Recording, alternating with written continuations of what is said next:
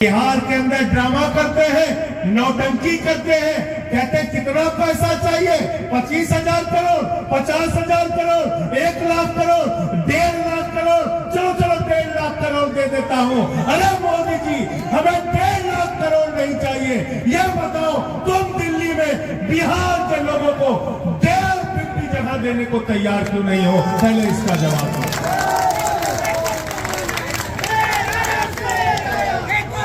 40 साल पहले, 50 साल पहले कोई दरभंगा से, कोई मोतिहारी से, कोई मुजफ्फरपुर से, कोई पटना से, कोई भागलपुर से यहां से गया, दिल्ली में मेहनत किया, मजदूरी किया, अपने बच्चों को पढ़ाया, ऑटो चलाया, रिक्शा चलाया, किसी ऑफिस में छोटी मोटी नौकरी किया और बड़ी मुश्किल से उसने अपनी एक झुग्गी तैयार की, अपना एक छोटा सा घर तैयार किया। उस घर के ऊपर बुलडोजर चलाने का काम भारतीय जनता पार्टी ने किया है। मैं बिहार के लोगों आपसे कहने के लिए आया हूं मेरे भाइयों, जिन्होंने आपके घरों पे बुलडोजर चलाया, उनकी राजनीति पे बुलडोजर चलाने का काम आपको करना है। और राजनीति पे बुलडोजर कैसे चलेगा? राजनीति पे बुलडोजर कैसे चलेगा?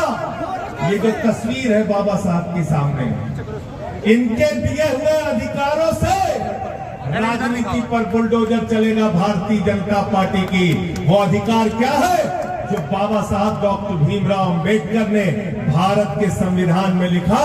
हर आदमी को वोट देने का अधिकार, और चपरासी हो या राष्ट्रपति, सबका वोट एक गिना जाएगा, 2 वोट गिना नहीं जाएगा। इसी वोट के अधिकार से बुलडोजर चलाना है, इसी वोट के अधिकार से भारतीय जनता पार्टी की राजनीति को खत्म करना है। आप इतना भेदभाव करते हैं। चुनाव के पहले दिल्ली में संसद के अंदर बीजेपी के राष्ट्रीय अध्यक्ष खड़े होकर बोल रहे थे। उन्होंने कहा यहां पे बांग्लादेशी आ गए हैं। मैंने कहा आप तो बिहार के लोगों का वोट कटवा रहे हैं, यूपी के लोगों का वोट कटवा रहे हैं, पूर्वांचल के लोगों का वोट कटवा रहे हैं। उन्होंने कहा ये सब के सब बांग्लादेशी हैं। मैंने उसी समय सदन में खड़े होकर कहा था भारतीय जनता पार्टी के राष्ट्रीय अध्यक्ष महोदय को कि तुम्हारी हिम्मत कैसे हुई हमारे बिहार, यूपी, पूर्वांचल के लोगों को बांग्लादेशी कहने की? सुना था नहीं सुना था? बताओ, सुना था कि नहीं सुना था? मैंने कहा था तुम्हारी हिम्मत कैसे हुई हमारे यूपी, बिहार के लोगों को बांग्लादेशी कहने की? साथियों और दोस्तों, आज दिल्ली में दुश्मन देश की नागरिक की तरह बिहार के लोगों के साथ व्यवहार किया जा रहा है। पिछले कई महीने से लगातार जब से बीजेपी आई है, चुन चुन के जहां पे बिहार, यूपी, पूर्वांचल के लोग रह रहे हैं वहां बुलडोजर चलाया जा रहा है, उनके दुकानों को तोड़ा जा रहा है, उनके मकानों को तोड़ा जा रहा है। इसलिए मैं पूछना चाहता हूं भारतीय जनता पार्टी के नेताओं से, बिहार में रह के बड़ी बड़ी बातें करते हो, दिल्ली में जाके बड़ी बड़ी बातें करते हो, ठीक कहा संजीव भाई ने, जाके झुग्गियों में रुकने की नौटंकी करते हो, और चुनाव जीतने के बाद गरीब के घर पे बुलडोजर चलाने का काम करते हो।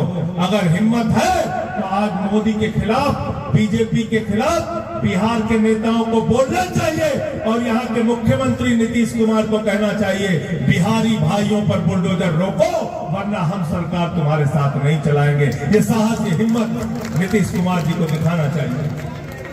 लेकिन चारों तरफ खामोश, चारों तरफ चुप्पी है, चारों तरफ खामोशी है, क्योंकि आज एक तानाशाह सरकार देश के अंदर चल रही है, नरेंद्र मोदी जी की सरकार, और बिहार के अंदर दूसरी तानाशाह सरकार चल रही है, बीजेपी जेडीयू की सरकार। रोजगार मांगने के लिए नौजवान सड़क पे आता है, उसको लाठियों से पीटा जाता है। मैं नीतीश कुमार जी आपसे कहना चाहता हूं, मैं बिहार की सरकार से कहना चाहता हूं, अरे आप लोग तो आंदोलन से निकले हुए लोग हैं, ये लोकनायक जयप्रकाश नारायण की धरती है। यहाँ के छात्रों ने, यहाँ के नौजवानों ने आपातकाल के खिलाफ अपना कॉलेज, अपना स्कूल छोड़ के जेलों को भरने का काम किया था और देश से आपातकाल को मिटाने का काम किया था। यह है बिहार के लोगों का इतिहास। लोकनायक जयप्रकाश नारायण की धरती के लोगों को इस धरती पे जहां डॉक्टर राम मनोहर लोहिया ने अपनी राजनीति की, इस धरती पे जहां बड़े से बड़े समाजवादी नेताओं ने अपनी राजनीति की, मधु लिमेर जी ने अपनी राजनीति की, इस धरती पर जहां कर्पूरी ठाकुर जी मुख्यमंत्री रहे, जो 2 बार मुख्यमंत्री रहने के बावजूद उनके पैरों में जो जूते होते थे वो 3 जगह से सिले रहते थे।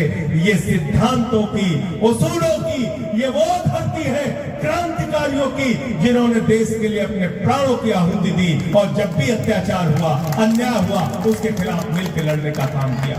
और मुझे याद है जब अन्ना का आंदोलन चल रहा था, बिहार के हर जिले में आंदोलन चल रहा था।